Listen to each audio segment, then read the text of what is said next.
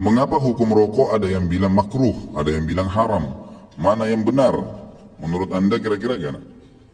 Coba, begini, saya pernah ceritakan itu hari. Ada seorang guru di Saudi, saya ingatkan kembali, berdialog sama seorang syekh. Syekhnya dibilangin sama guru ini. Guru sekolah ya, dia berpendidikan, dia bilang, Syekh, kenapa Anda mengatakan rokok itu haram? Apa sebabnya? Sementara dalam Al-Quran tidak ada dalil menyebutkan rokok secara khusus, nggak ada. Kenapa harus dibilang haram? Kata syekhnya, kau makan apel? Dia bilang, iya. Kau makan jeruk? Iya. Baik, ada nggak disebut dalam Al-Quran apel sama jeruk? Dia bilang tidak ada. Baik, itu tidak ada, tapi boleh dimakan. Kenapa? Karena masuk dalam umumnya firman Allah, Allah menghalalkan semua yang baik-baik dan Allah mengharamkan yang khaba'ith, yang buruk, gitu kan? Jadi ulama mengeluarkan kaidah semua yang baik maka halal, semua yang buruk maka haram. Semua subhanallah yang haram itu pasti berefek tidak baik, gitu kan? Lalu dia bilang, tapi setahu saya tidak buruk karena saya merasa nyaman-nyaman saja, gitu kan? Saya merokok, saya percaya diri, saya nggak ada masalah. Ya orang mau mengatakan badan saya bau, baju saya bau, mulut saya bau, itu perkataan dia, tapi saya merasa nyaman-nyaman saja, nggak ada masalah, gitu kan? Berarti bisa saya katakan itu thayyibat, berarti baik ini buat saya. Dari mana tolok ukurnya ini baik atau buruk? Kata syekhnya, baik, kalau kamu mau lebih dalam lagi, sekarang saya tanya, kata syekh, kalau kamu pulang ke rumah habis ngajar, kamu temukan istri kamu lagi pegang rokok, anak kamu lagi pegang rokok, kamu biarin atau kamu larang? Kata gurunya ini, saya larang syekh. Kenapa kau larang?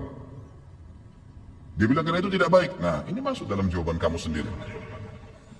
Kalau baik kamu biarin mereka merokok, beliin kalau perlu, sama-sama rokok ngepul di situ. Gitu. Tapi enggak ternyata, gitu kan? Jadi lebih baik ditinggalkan, gitu. Jadi jangan berdalih kalau salah dan tetap dilakukan, akuin kesalahan. Itu poin penting. Ini enggak, sudah salah membela, ini masalahnya. Enggak boleh, jadi terus menerus. Kadang-kadang subhanallah ada orang juga supaya dia tetap dalam mempertahankan kesalahannya, mencari orang yang lebih buruk.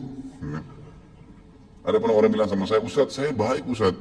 Kayak sholat saya masih jaga sholat maghrib. Teman saya ada tidak sholat sama sekali. Jadi patokannya yang lebih buruk, supaya yang dia tinggalin 4 waktu sholat itu mending, gak apa-apa gitu. Bukannya dilihat orang yang sholat lebih banyak. Ini gak boleh sebenarnya, gitu kan.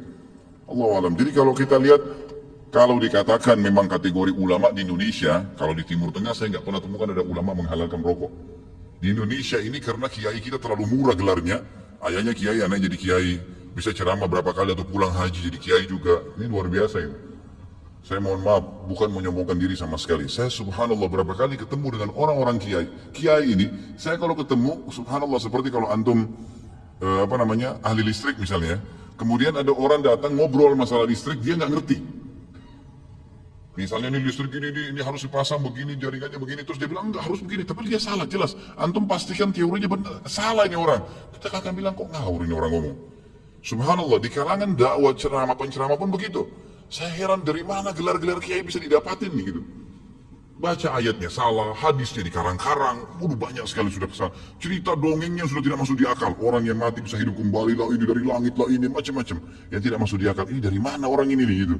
Ya, dari mana asal muasalnya bisa muncul gitu. Belum lagi yang sunnah Nabi SAW dilanggar, yang kukunya panjang, yang istri nggak pakai jilbab, yang luar biasa. Makanya kata ulama, kalau kamu melihat seorang alim, kau akan temukan kealiman itu pada diri dan keluarganya. Emang ada ciri di situ. Istrinya, anaknya, memang ada ciri kealiman di situ. Ada ilmu. Alim kan itu maksud dari ilmu ya. Ada pengetahuan agama pada diri mereka. Kalau enggak gitu. Ada teman saya, subhanallah, bawa undangan pernikahan tamatan Mesir. Waktu itu di kota Makassar. Perkawinan saya nggak hadir, nggak sempat hadir gitu. Kemudian dia datang setelah itu berkunjung ke rumah saya, gitu kan. Datang ada satu perempuan bersama dia rok pendek. Lalu kemudian ini tamatan Mesir dan LC gitu. Jadi akhirnya saya ngobrol-ngobrol sama dia, ahlan akhi baik gini-gini. Saya tahu ya selama ini orang yang memang teman-teman ini semoga Allah berikan hidayah, malas sekali terjun di dakwah gitu.